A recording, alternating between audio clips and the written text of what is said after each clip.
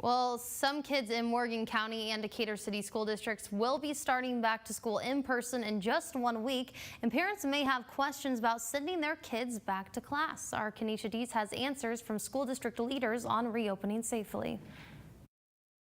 Leaders at Morgan County schools and Decatur City schools plan to reopen and send kids back August 12th. However, their approach is a bit different.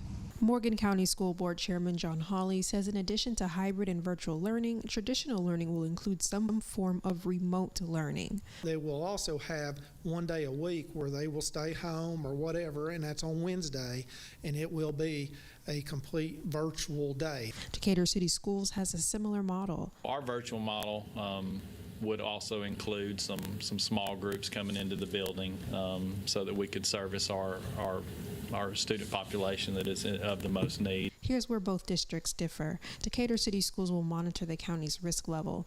This will determine if the school will start completely virtual. If we're green, yellow, or orange, then we'll have in-person school. But if we were to go to the very highest level, then we would transition to our virtual model. Morgan County is currently at a high-risk level, which is in the orange category. Hawley says they'll consider each local area instead of closing schools district-wide if need be. Morgan County Schools is spread out. We have 17 different schools. It's spread out across the whole county from one end of the county to the other.